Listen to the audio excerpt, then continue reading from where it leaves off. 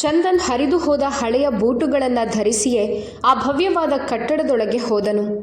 Interview ಸಮಯದಲ್ಲಿ boss ಚಂದನ್ನ ಹರಿದ ಬೂಟುಗಳನ್ನು ನೋಡಿ ಹಾಸ್ಯ ಮಾಡಿದರು ಮತ್ತು ಅವನನ್ನು ತಿರಸ್ಕರಿಸಿದರು. ಚಂದನ್ ನಿರಾಶೆಯಿಂದ ಬಾಗಿಲಿನವರೆಗೆ ತಲುಪಿದ್ದಷ್ಟೇ ತಕ್ಷಣವೇ ಬಾಸ್ಗೆ ಒಂದು ಫೋನ್ ಕರೆ ಬಂತು. ಫೋನ್ ಆಲಿಸುತ್ತಿದ್ದಂತೆಯೇ ಬಾಸ್ನ ಧೋರಣೆ ಸಂಪೂರ್ಣವಾಗಿ ಬದಲಾಯಿತು. ಅವರು ಓಡುತ್ತಾ ಬಂದು ಚಂದನ್ನನ್ನು ತಡೆದರು ಮತ್ತು ಆಶ್ಚರ್ಯದಿಂದ ಕೇಳಿದರು, ಒಂದು ನಿಮಿಷ, ನೀನು ನಿನ್ನೆ ರಾತ್ರಿ ಸರಿತಾ ಬೇಗ ನನಗೆ ತಿಂಡಿ ಕೊಡು, ಆಮೇಲೆ ನಾನು ಕೆಲಸಕ್ಕೆ ಹೋಗಬೇಕು ಅಂತ ಹೇಳಿದ್ದೇನಲ್ವಾ. ನಾನು ಹ್ಯಾಂಡ್ ಪಂಪಿನಿಂದ ಮುಖ ಕೈ ತೊಳೆದುಕೊಂಡು ಅಂಗಳದಲ್ಲಿದ್ದ ಚಾಪೆಯ ಮೇಲೆ ಬಂದು ಕುಳಿತೆ. ಸರಿತಾ ಅಡುಗೆ ಮನೆಯಲ್ಲಿ ತಿಂಡಿ ಮಾಡುತ್ತಿದ್ದಳು. ನನ್ನ ಧ್ವನಿ ಕೇಳಿದ 5 ನಿಮಿಷಗಳಲ್ಲಿ ಅವಳು ನನಗಾಗಿ ಬರೀ ಚಹಾವನ್ನು ತಂದಳು. ಸರಿತಾ, ಇದೇನು ನೀನು ತಿಂಡಿ ಮಾಡಲಿಲ್ವಾ? ನಾನು ಬರೀ ಚಹಾ ಕುಡಿದು ಕೆಲಸಕ್ಕೆ ಹೋಗಬೇಕಾ? ನನಗೆ ತುಂಬ ಹಸಿವಾಗ್ತಿದೆ ಎಂದೆ. ಅವಳು ಉದಾಸೀನ ಕಣ್ಣುಗಳಿಂದ ನನ್ನ ಕಡೆ ನೋಡತೊಡಗಿದಳು. ನನ್ನ ಪಕ್ಕದಲ್ಲೇ ಚಾಪೆಯ ಮೇಲೆ ಕುಳಿತು ಚಹಾದ ಕಪ್ಪನ್ನು ನನ್ನ ಕೈಗೆ ನೀಡಿದಳು. ಚಂದನ್, ನಿನಗೆ ಗೊತ್ತಿಲ್ವಾ, ಮನೆಯಲ್ಲಿ ಅಕ್ಕಿ ಹಿಟ್ಟು ಎಲ್ಲವೂ ಖಾಲಿಯಾಗಿದೆ. ಸ್ವಲ್ಪ ಹಿಟ್ಟಿತ್ತು, ಅದರಲ್ಲಿ ಮಕ್ಕಳಿಗೆ ರೊಟ್ಟಿ ಮಾಡಿಕೊಟ್ಟೆ. ಅವರು ಶಾಲೆಗೆ ಹೋಗಿದ್ದಾರೆ. ನನಗೆ ತಿನ್ನುವುದಕ್ಕೂ ಏನೂ ಉಳಿದಿಲ್ಲ. ಇನ್ನು ಈ ಚಹಾ ಪುಡಿ ಕೂಡ ಕೊನೆಯದ್ದಾಗಿತ್ತು. ಅದರಿಂದಲೇ ಈ ಕಪ್ಪು ಚಹಾ ಮಾಡಿದ್ದೇನೆ. ಹಾಲು ಕೂಡ ಖಾಲಿಯಾಗಿದೆ. ಮನೆಯಲ್ಲಿ ಏನೇನೂ ಇಲ್ಲ. ಇಂದು ಬರುವಾಗ ರೇಷನ್ ಅಂಗಡಿಯಿಂದ ತೆಗೆದುಕೊಂಡು ಬಂದರೆ ನಾನು ಅಡುಗೆ ಮಾಡುತ್ತೇನೆ. ಸರಿತಾಳ ಮಾತು ಕೇಳಿ ನಾನು ಒಳಗೊಳಗೆ ನಾಚಿಕೆ ಪಟ್ಟೆ. ಅವಳು ತಿಂಡಿ ಮಾಡಿಲ್ಲ ಎಂದು ನಾನು ತಿಳಿದುಕೊಂಡಿದ್ದೆ. ಆದರೆ ಈಗ ಸಂಪೂರ್ಣ ವಿಷಯ ನನ್ನ ಕಣ್ಣ ಮುಂದೆ ಸ್ಪಷ್ಟವಾಗಿತ್ತು. ನಾನು ಚಹಾದ ಕಪ್ಪನ್ನು ತುಟಿಗಿಟ್ಟಾಗ ಆ ಚಹಾದ ಕಹಿ ಗಂಟಲಿನವರೆಗೆ ಇಳಿಯಿತು. ಅದರಲ್ಲಿ ಸಕ್ಕರೆಯೂ ಇರಲಿಲ್ಲ, ಹಾಲಿನ ಹೆಸರೇ ಇರಲಿಲ್ಲ. ಚಂದನ್, ಅಸಲಿಗೆ ಇದು ಎಲ್ಲಿಯವರೆಗೆ ನಡೆಯುತ್ತದೆ? ನೀನು ಯಾಕೆ ಸರಿಯಾದ ಕೆಲಸವನ್ನು ಹುಡುಕಬಾರ್ದು? ಒಂದು ದಿನ ಕೂಲಿ ಸಿಗುತ್ತೆ, ಇನ್ನೊಂದು ದಿನ ಸಿಗೋದಿಲ್ಲ. ಹೀಗೆ ಮುಂದುವರಿದರೆ ನಾವು ಹಸಿವಿನಿಂದ ಸಾಯಬೇಕಾಗುತ್ತದೆ. ನೀನು ಓದಿಕೊಂಡಿದ್ದೀಯಲ್ಲ, ಮತ್ತ್ಯಾಕೆ ಕೂಲಿ ಕೆಲಸ ಮಾಡ್ತೀಯಾ? ಯಾವುದಾದ್ರೂ ಆಫೀಸ್ನಲ್ಲಿ ಕೆಲಸ ಮಾಡಬಾರ್ದಾ? ನಿನಗೆ ಕೆಲಸ ಸಿಗುತ್ತದೆ ಎಂಬ ನಂಬಿಕೆ ನನಗಿದೆ ಎಂದು ಅವಳು ಆಶಾವಾದದ ಧ್ವನಿಯಲ್ಲಿ ಹೇಳಿದಳು. ಅವಳ ಮಾತನ್ನು ಕೇಳಿ ನನ್ನ ಮುಖದಲ್ಲಿ ಸಣ್ಣ ನಗು ಮೂಡಿತು. ಸರಿತಾ, ನಾನು ಓದಿಕೊಂಡವನೇ ಇರ್ಬೋದು, ಆದರೆ ಬಡವರಿಗೆ ಕೆಲಸ ಕೊಡುವವರು ಯಾರು? ನಿನಗೆ ಗೊತ್ತಿಲ್ಲ ನಾನು ಎಷ್ಟು ಕಚೇರಿಗಳಿಗೆ ಅಲೆದಾಡಿದ್ದೇನೆ ಅಂತ. ಆದರೆ ಯಾರೂ ನನ್ನನ್ನು ಕೆಲಸಕ್ಕೆ ಇಟ್ಟುಕೊಳ್ಳೋದಿಲ್ಲ. ಅದಕ್ಕಾಗಿ ನಾನು ಅನಿವಾರ್ಯವಾಗಿ ಕೂಲಿ ಕೆಲಸ ಮಾಡಲು ಪ್ರಾರಂಭಿಸಿದೆ. ಯಾವುದೇ ಕೆಲಸ ಸಿಕ್ಕರೂ ಹೋಗುತ್ತೇನೆ. ಹಣ ಕಡಿಮೆ ಇರ್ಬೋದು, ಆದರೆ ಮನೆಯಲ್ಲಿ ಒಲೆ ಉರಿಯುತ್ತದೆ ಅಲ್ಲ. ನನ್ನಿಂದ ಸಾಧ್ಯವಾದದನ್ನು ನಾನು ಮಾಡುತ್ತಿದ್ದೇನೆ. ನಾನು ಮನೆಯಲ್ಲಿ ಸುಮ್ಮನೆ ಕುಳಿತುಕೊಳ್ಳಬೇಕೆಂದು ನೀನು ಬಯಸ್ತೀಯಾ? ಪ್ರಾರಂಭದಲ್ಲಿ ನಾನು ಸಮಾಧಾನವಾಗಿ ಹೇಳಿದೆ, ಆದರೆ ಕೊನೆಯಲ್ಲಿ ನನ್ನ ಧ್ವನಿ ಕಹಿಯಾಯಿತು. ಬಹುಶಃ ಹಸಿವಿನ ಕಾರಣದಿಂದಿರ್ಬೋದು. ಚಂದನ್, ಆ ಪ್ರಯತ್ನ ಮಾಡಿ ವರ್ಷಗಳೇ ಕಳೆದವು. ಆಗ ಮಕ್ಕಳು ಚಿಕ್ಕವರಿದ್ದರು. ಆಗ ಕೆಲಸ ಸಿಗಲಿಲ್ಲ ಅಂದ ಮಾತ್ರಕ್ಕೆ ಈಗಲೂ ಸಿಗುವುದಿಲ್ಲ ಎಂದರ್ಥ ಅಲ್ಲ. ಇನ್ನೊಮ್ಮೆ ಪ್ರಯತ್ನಿಸು. ಬಹುಶಃ ಈ ಬಾರಿ ಏನಾದರೂ ಸಿಗ್ಬೋದು ಮತ್ತು ನಮ್ಮ ದಿನಗಳು ಸುಧಾರಿಸ್ಬೋದು. ಈ ಕೂಲಿ ಕೆಲಸದ ಭರವಸೆ ಇಲ್ಲ. ಹೀಗಾದರೆ ನಾವು ನಿಜವಾಗಿಯೂ ಹಸಿವಿನಿಂದ ಸಾಯುತ್ತೇವೆ. ರಾತ್ರಿ ನಾನು ಸ್ವಲ್ಪವೇ ರೊಟ್ಟಿ ಮಾಡಿದ್ದೆ, ಯಾಕಂದರೆ ಬೆಳಗ್ಗೆ ಮಕ್ಕಳಿಗೆ ಸ್ವಲ್ಪ ಹಿಟ್ಟು ಉಳಿಯಲಿ ಮತ್ತು ಅವರು ಹಸಿದ ಹೊಟ್ಟೆಯಲ್ಲಿ ಶಾಲೆಗೆ ಹೋಗಬಾರ್ದು ಅಂತ. 3 ಮಕ್ಕಳಿಗೆ 2 ರೊಟ್ಟಿಗಳನ್ನು ಹೇಗೆ ಹಂಚಿದ್ದೇನೆ ಎಂಬುದು ನನಗೆ ಮಾತ್ರ ಗೊತ್ತು. ಅವರು ಅರ್ಧ ಹೊಟ್ಟೆ ತುಂಬಿಸಿಕೊಂಡೇ ಹೋಗಿದ್ದಾರೆ. ಖಾಲಿ ಹೊಟ್ಟೆಯಲ್ಲಿ ಓದಲು ಸಾಧ್ಯವಿಲ್ಲ. ನೀನು ಯಾವುದಾದ್ರೂ ನೌಕರಿ ಹುಡುಕು, ಅಷ್ಟೇ ನನ್ನ ಆಸೆ. ನಾನು ಸರಿತಾಳ ಮಾತುಗಳನ್ನು ಕೇಳುತ್ತಿದ್ದೆ ಮತ್ತು ಅರ್ಥ ಮಾಡಿಕೊಳ್ಳುತ್ತಿದ್ದೆ. ಆದರೆ ನನಗೆ ಯಾರೂ ಕೆಲಸ ಕೊಡುತ್ತಿಲ್ಲ ಎಂಬ ವಿಷಯವನ್ನು ಅವಳಿಗೆ ಹೇಗೆ ತಿಳಿಸಲಿ? ನಾನು ಕಚೇರಿಗಳಿಗೆ ಅಲೆಯುವುದನ್ನು ಬಿಟ್ಟಿದ್ದೇನೆ ಅಂತ ಅವಳು ಭಾವಿಸಿದ್ದಳು. ಆದರೆ ಇಂದಿಗೂ ತಿಂಗಳಿಗೆ 1 ಅಥವಾ 2 ಬಾರಿ, ಬಹುಶಃ ಈ ಬಾರಿ ಕೆಲಸ ಸಿಗ್ಬೋದು ಎಂಬ ಆಸೆಯಿಂದ ಹೋಗ್ತಿದ್ದೆ. ಪ್ರತಿ ಬಾರಿಯೂ ಬರಿಗೈಲಿ ಮರಳುತ್ತಿದ್ದೆ. ಈ ವಿಷಯವನ್ನು ಮಕ್ಕಳಿಗೆ ಅಥವಾ ಸರಿತಾಳಿಗೆ ಹೇಳಿರಲಿಲ್ಲ, ಯಾಕಂದರೆ ಅವರ ಮನಸ್ಸಿನಲ್ಲಿ ಸುಳ್ಳು ಭರವಸೆ ಮೂಡಿಸಲು ನನಗೆ ಇಷ್ಟವಿರಲಿಲ್ಲ. ನಾನು ಚಹಾದ ಕಪ್ಪನ್ನು ಕೆಳಗಿಟ್ಟೆ. ಆ ಕಹಿ ಚಹಾ ನನ್ನ ಗಂಟಲಿನಿಂದ ಕೆಳಗಿಳಿಯುತ್ತಿರಲಿಲ್ಲ. ತಲೆ ಹಿಡಿದು ಕುಳಿತಿದ್ದೆ. ಅಷ್ಟರಲ್ಲಿ ಹಠಾತ್ ನನ್ನ ಹೆಗಲ ಮೇಲೆ ಯಾರೋ ಕೈ ಇಟ್ಟ ಅನುಭವವಾಯಿತು. ತಲೆ ಎತ್ತಿ ನೋಡಿದಾಗ ಎದುರು ಸರಿತಾ ನಿಂತಿದ್ದಳು. ಅವಳ ಕಣ್ಣುಗಳು ತೇವವಾಗಿದ್ದವು. ಚಂದನ್, ನನ್ನನ್ನು ಕ್ಷಮಿಸಿಬಿಡು. ಮನಸ್ಸಿನಲ್ಲಿ ಬಂದದ್ದನ್ನು ಹೇಳಿಬಿಟ್ಟೆ. ನಿಮಗೆ ಬೇಸರವಾಗುತ್ತದೆ ಅಂತ ನನಗೆ ಗೊತ್ತಿರಲಿಲ್ಲ. ನಾವೆಲ್ಲರೂ ಚೆನ್ನಾಗಿ ಬದುಕಬೇಕು ಎಂಬುದು ನನ್ನ ಆಸೆ ಅಷ್ಟೇ. ನನ್ನ ಮಾತುಗಳಿಂದ ನಿಮಗೆ ನೋವಾಗಿದ್ದರೆ ಕ್ಷಮೆ ಕೇಳುತ್ತೇನೆ ಎಂದು ಅವಳು ಕೈ ಮುಗಿದಳು. ಅವಳನ್ನು ಆ ಸ್ಥಿತಿಯೆಲ್ಲ ನೋಡಿ ನನ್ನ ಮನಸ್ಸಿನಲ್ಲಿ ಅವಳ ಮೇಲಿನ ಪ್ರೀತಿ ಇನ್ನಷ್ಟು ಹೆಚ್ಚಾಯಿತು. ನಾನು ಅವಳ ಕೈಗಳನ್ನು ಕೆಳಗಿಳಿಸಿ ಹೇಳಿದೆ, ಅಯ್ಯೋ ಸರಿತಾ, ಇದೇನು ಮಾಡ್ತಿದ್ಯಾ? ನಾನು ನಿನ್ನ ಮೇಲೆ ಕೋಪಗೊಂಡಿಲ್ಲ. ಬದಲಾಗಿ ನೀನು ಹೇಳುತ್ತಿರುವುದು ಸರಿ ಅಂತ ಯೋಚಿಸ್ತಿದ್ದೇನೆ. ಆದರೆ ಏನು ಮಾಡಲಿ, ಯಾರೂ ಕೆಲಸಕ್ಕೆ ಸೇರಿಸಿಕೊಳ್ಳಲು ಸಿದ್ಧರಿಲ್ಲ. ನೀನು ಹೇಳೋದಾದರೆ ನಾನು ಮತ್ತೆ ಕಚೇರಿಗಳಿಗೆ ಅಲಿಯುತ್ತೇನೆ. ನನಗೆ ಅಭ್ಯಂತರ ಇಲ್ಲ. ಆದರೆ ಇಂದಿನ ಕಥೆ ಏನು? ನನಗೆ ತುಂಬ ಹಸಿವಾಗ್ತಿದೆ, ತಲೆ ಕೂಡ ನೋಯ್ತಿದೆ. ಇಂದು ಮೊದಲ ಬಾರಿಗೆ ನಾನು ನನ್ನ ಸಂಕಷ್ಟವನ್ನು ನನ್ನ ಪತ್ನಿಯೊಂದಿಗೆ ಮುಕ್ತವಾಗಿ ಹಂಚಿಕೊಳ್ಳುತ್ತಿದ್ದೆ. ಸುಮಾರು 10-15 ನಿಮಿಷಗಳ ಕಾಲ ನಾವು ಅಲ್ಲೇ ಕುಳಿತು ಮಾತನಾಡುತ್ತಲೇ ಇದ್ದೆವು. ನಂತರ ನಾನು ಅವಳಿಗೆ ಹೇಳಿದೆ, ನಾನು ಈ ಬಡಾವಣೆಯ ಕಿರಾಣಿ ಅಂಗಡಿಯಿಂದ ಸ್ವಲ್ಪ ಸಾಮಾನುಗಳನ್ನು ಸಾಲವಾಗಿ ತೆಗೆದುಕೊಂಡು ಬರುತ್ತೇನೆ. ಕೆಲಸ ಸಿಕ್ಕ ತಕ್ಷಣ ಹಣವನ್ನು ಮರಳಿಸುತ್ತೇನೆ. ಸರಿತಾ ಗಾಬರಿಯಿಂದ ಹೇಳಿದಳು, ನೀವು ಹೋಗಬೇಡಿ, ಮುಂಗೇರಿ ಸೇಠ್ ಸಾಲ ಕೊಡೋದಿಲ್ಲ. ಎಲ್ಲಿ ನಿಮಗೆ ಅವಮಾನವಾಗಿ ಬಿಡುತ್ತದೆ ಎಂದು ನನಗೆ ಭಯವಾಗ್ತಿದೆ. ಈ ವಿಷಯವನ್ನು ನಾನು ಕೂಡ ಕೇಳಿದ್ದೆ. ಇಂದಿನವರೆಗೂ ನಾನು ಯಾರ ಬಳಿಯೂ ಸಾಲ ಕೇಳಿರಲಿಲ್ಲ. ಆದರೆ ಇಂದು ಪರಿಸ್ಥಿತಿಯೇ ಹಾಗಿತ್ತು. ಹೊಟ್ಟೆ ತುಂಬಿಸಿಕೊಳ್ಳಲು ಏನಾದರೂ ಮಾಡಲೇಬೇಕಲ್ವಾ? ಇಂದು ಮುಂಗೇರಿ ಸೇಠ್ ಅವರ ಮನಸ್ಸು ಕರಗಲಿ ಅಂತ ನೀನು ದೇವರಲ್ಲಿ ಪ್ರಾರ್ಥಿಸುವಂತ ಹೇಳಿ ನಾನು ಮನೆಯಿಂದ ಹೊರಟಿದ್ದೆ. ಒಂದೆಡೆ ನಾನು ಹಸಿವಿನಿಂದ ಕಂಗಾಲಾಗಿದ್ದೆ, ಮತ್ತೊಂದೆಡೆ ಸರಿತಾ ಮತ್ತು ಮಕ್ಕಳ ಚಿಂತೆ ಕಾಡುತ್ತಿತ್ತು. ಮಕ್ಕಳು ಕೂಡ ಮಧ್ಯಾಹ್ನದ ವೇಳೆಗೆ ಹಿಂತಿರುಗಲಿದ್ದರು. ಬೆಳಗ್ಗೆ ಸರಿತಾ ಕೂಡ ಸರಿಯಾಗಿ ಆಹಾರ ಸೇವಿಸಿರಲಿಲ್ಲ. ಹಾದಿಯುದ್ದಕ್ಕೂ ನನಗೆ ಸ್ವಲ್ಪ ಹಿಟ್ಟು ಸಿಕ್ಕರೆ ಸಾಕು ಎಂಬ ಆಲೋಚನೆಯೇ ಇತ್ತು. ರೊಟ್ಟಿ ಸಿಕ್ಕರೆ ನಾವು ಬರೀ ನೀರಿನೊಂದಿಗೆ ಕೂಡ ತಿಂದು ಬಿಡುತ್ತೇವೆ ಎಂದುಕೊಂಡೆ. ಸುಮಾರು 10-15 ನಿಮಿಷಗಳಲ್ಲಿ ನಾನು ಮುಂಗೇರಿ ಸೇಠ್ ಅವರ ದೊಡ್ಡ ಕಿರಾಣಿ ಅಂಗಡಿಯನ್ನು ತಲುಪಿದೆ. ಅಂಗಡಿಯಲ್ಲಿ ಯಾವಾಗಲೂ ಇರುವಂತೆ ವಿಪರೀತ ಜನಸಂದಣಿ ಇತ್ತು. ಕೆಲವು ಕೆಲಸಗಾರ ಹುಡುಗರು ಅತ್ತಿತ್ತ ಓಡುತ್ತಿದ್ದರು. ಗ್ರಾಹಕರು ತಮ್ಮ ತಮ್ಮ ಖರೀದಿಯಲ್ಲಿ ನಿರತರಾಗಿದ್ದರು. ನಾನು ನನ್ನ ಹಳೆಯ ಬಟ್ಟೆಗಳು ಮತ್ತು ಹರಿದ ಬೂಟುಗಳೊಂದಿಗೆ ಒಳಗೆ ಹೋದೆ. ಬಟ್ಟೆಗಳು ಸ್ವಚ್ಛವಾಗಿದ್ದವು ನಿಜ, ಆದರೆ ಅವು ತುಂಬ ಹಳೆಯದಾಗಿದ್ದರಿಂದ ಕೊಳೆಯಾಗಿ ಕಾಣುತ್ತಿದ್ದವು. ಈ ಬೂಟುಗಳನ್ನು ಕಳೆದ 3 ವರ್ಷಗಳಿಂದ ಧರಿಸ್ತಿದ್ದೆ. ಅವೀಗ ಕೈ ಕೊಡಲು ಶುರು ಮಾಡಿದ್ದವು. ಆದರೂ ಅವುಗಳನ್ನೇ ಹಾಕಿಕೊಂಡು ಹೋಗಿದ್ದೆ. ಅಂಗಡಿಯಲ್ಲಿ ಯಾರೂ ನನ್ನ ಕಡೆ ಗಮನ ಹರಿಸಲಿಲ್ಲ. ಇದು ನನಗೆ ಒಳ್ಳೆಯದಾಯಿತು. ಮುಂಗೇರಿ ಸೇಠ್ ಕುರ್ಚಿಯ ಮೇಲೆ ಕುಳಿತು ಕ್ಯಾಶ್ ಕೌಂಟರ್ ನೋಡಿಕೊಳ್ತಿದ್ರು. ಉಳಿದ ಕೆಲಸಗಳನ್ನು ಹುಡುಗರು ನೋಡಿಕೊಳ್ಳುತ್ತಿದ್ದರು. ಸೇಠ್ಜಿ ಲೆಕ್ಕಾಚಾರದಲ್ಲಿ ಮಗ್ನರಾಗಿದ್ದರು. ಅವರು ನನ್ನ ಕಡೆ ಕಣ್ಣೆತ್ತಿಯೂ ನೋಡಲಿಲ್ಲ. ಬಡಾವಣೆಯ ಅನೇಕ ಜನರು ಅಲ್ಲಿ ಖರೀದಿಸಲು ಬಂದಿದ್ದರು. ನಾನು ಗುಂಪು ಸ್ವಲ್ಪ ಕಡಿಮೆಯಾದ ಮೇಲೆ ಮಾತನಾಡೋಣ ಅಂತ ಸುಮ್ಮನೆ ನಿಂತು ಕಾಯುತ್ತಿದ್ದೆ. ಎಲ್ಲರ ಮುಂದೆ ಅವರು ಬೈಯಬಹುದು ಎಂಬ ಭಯ ನನ್ನ ಮನಸ್ಸಿನಲ್ಲಿತ್ತು. ಕೆಲವು ಜನರು ಹೊರಗೆ ಹೋಗ್ತಿದ್ರೆ ಅಷ್ಟರಲ್ಲಿ ಮತ್ತೆ 4-6 ಜನರು ಒಳಗೆ ಬರ್ತಿದ್ರು. ನಾನು ಮತ್ತೆ ಸುಮ್ಮನೆ ನಿಂತುಕೊಂಡೆ. ಯಾರೂ ನನ್ನನ್ನು ಗುರುತಿಸಬಾರ್ದು ಎಂಬುದು ನನ್ನ ಪ್ರಯತ್ನವಾಗಿತ್ತು. ಯಾರಾದರೂ ಏನು ಬೇಕು ಅಂತ ಕೇಳಿದರೆ ಸಾಲದ ವಿಷಯ ಹೇಳಲು ನನಗೆ ಇನ್ನಷ್ಟು ನಾಚಿಕೆಯಾಗುತ್ತಿತ್ತು. ಕೊನೆಗೂ ಸುಮಾರು 15-20 ನಿಮಿಷಗಳ ನಂತರ ಅಂಗಡಿ ಸ್ವಲ್ಪ ಖಾಲಿಯಾಯಿತು. ನಾನು ಧೈರ್ಯ ಮಾಡಿ ಸೇಠ್ ಎದುರು ಹೋಗಿ ನಿಂತುಕೊಂಡೆ. ಅವರು ಕೆಳಗೆ ನೋಡುತ್ತಾ ಕ್ಯಾಲ್ಕುಲೇಟರ್ ಚಲಾಯಿಸುತ್ತಿದ್ದರು. ನಂತರ ಮೊಬೈಲ್ ತೆಗೆದುಕೊಂಡು ಯಾರೊಂದಿಗೂ ಮಾತನಾಡಲು ಶುರು ಮಾಡಿದರು. ಸಕ್ಕರೆ ಮತ್ತು ಇತರ ಸಾಮಾನುಗಳ ಟ್ರಕ್ ತರಿಸುವ ಬಗ್ಗೆ ಅವರು ಮಾತನಾಡುತ್ತಿದ್ದರು. ಅವರ ದೊಡ್ಡ ದೊಡ್ಡ ಮಾತುಗಳನ್ನು ಕೇಳಿ ನನ್ನ ಮನಸ್ಸಿನಲ್ಲಿಯೂ ಕೆಲವು ಆಲೋಚನೆಗಳು ಬರಲಾರಂಭಿಸಿದವು. ನನಗೂ ಇಂತಹ ಆದಾಯವಿದ್ದರೆ ನನ್ನ ಮಕ್ಕಳು ಎಷ್ಟು ಸಂತೋಷವಾಗಿರ್ತಿದ್ರು. ಸರಿತಾಳಿಗೂ ಹೊಸ ಬಟ್ಟೆಗಳು ಸಿಗುತ್ತಿದ್ದವು. ನಾನು ಹೀಗೆ ಕನಸಿನಲ್ಲಿ ಮುಳುಗಿದ್ದೆ. ಅಷ್ಟರಲ್ಲಿ ಮತ್ತೆ ಗ್ರಾಹಕರು ಅಂಗಡಿಗೆ ಬರಲಾರಂಭಿಸಿದರು. ಆ ಅಂಗಡಿ ಎಂದಿಗೂ ಶಾಂತವಾಗಿರುತ್ತಿರಲಿಲ್ಲ. ಪ್ರತಿ ಕ್ಷಣವೂ ಯಾರಾದರೊಬ್ಬರು ಬರುತ್ತಲೇ ಇರುತ್ತಿದ್ದರು. ಮತ್ತೊಮ್ಮೆ 3-4 ಜನರು ಒಳಗೆ ಬಂದರು. ಅವರ ಕೈಯಲ್ಲಿ ಲಿಸ್ಟುಗಳಿದ್ದವು. ಯಾರೋ ಖರೀದಿ ಮಾಡ್ತಿದ್ರು. ಇನ್ಯಾರೋ ಕೆಲಸಗಾರ ಹುಡುಗರನ್ನ ಯಾವುದೋ ಸಾಮಾನಿನ ಬಗ್ಗೆ ವಿಚಾರಿಸ್ತಿದ್ರು. ಗಲ್ಲಪೆಟ್ಟಿಗೆಯ ಸುತ್ತ ಎಲ್ಲರೂ ತಮ್ಮ ತಮ್ಮ ಕೆಲಸದಲ್ಲಿ ನಿರತರಾಗಿದ್ದರು. ಕಾಲ್ ಮುಗಿಸಿದ ನಂತರ ಮುಂಗೇರಿ ಸೇಠ್ ಮೇಲೆ ನೋಡಿದರು. ನಾನು ಅವರ ಎದುರು ನಿಂತಿದ್ದೆ.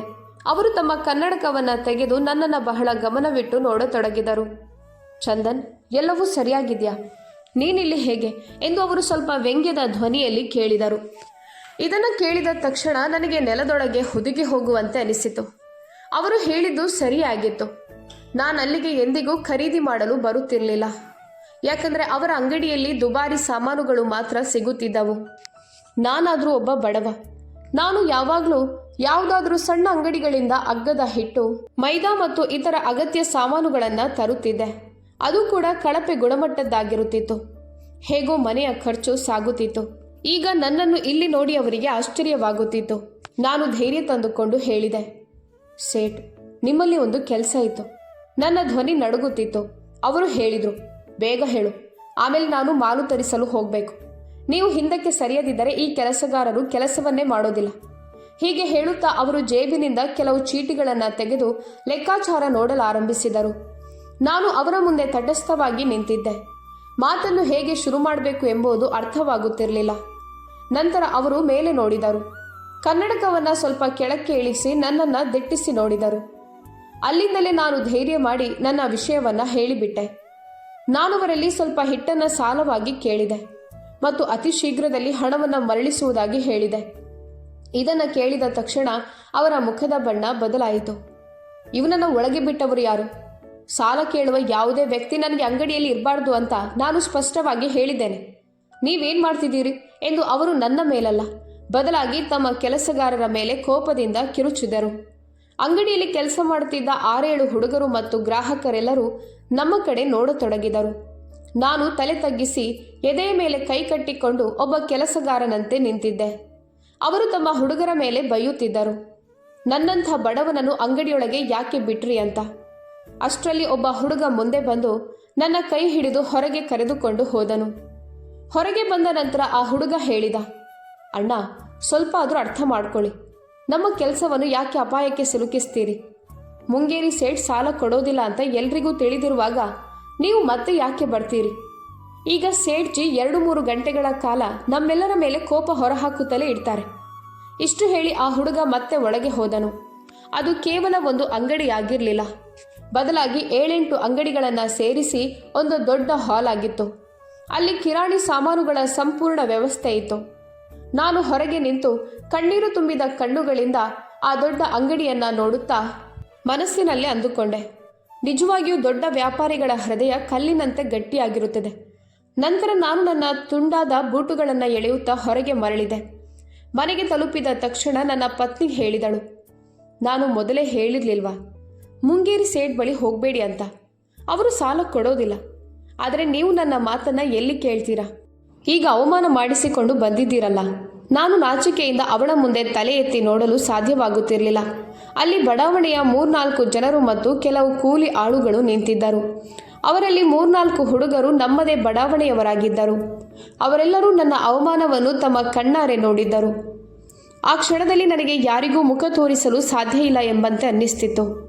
ನಾನು ಅಂಗಳದಿಂದ ಎದ್ದು ನೇರವಾಗಿ ಕೋಣೆಗೆ ಹೋಗಿ ಬಾಗಿಲು ಹಾಕಿಕೊಂಡೆ. ನಂತರ ಸಣ್ಣ ಮಗುವಿನಂತೆ ಬಿಕ್ಕಿ ಬಿಕ್ಕಿ ಅಳತೊಡಗಿದೆ.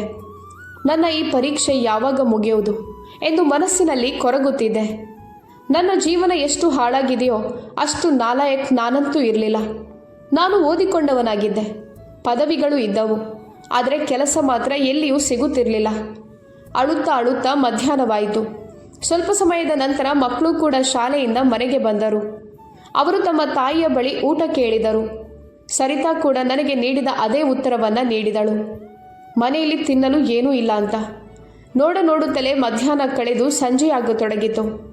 ನಾವು 4 ಚಾಪೆಗಳ ಮೇಲೆ ಕುಳಿತಿದ್ದೆವು. ಯಾರು ಯಾರೊಂದಿಗೂ ಮಾತನಾಡುತ್ತಿರಲಿಲ್ಲ.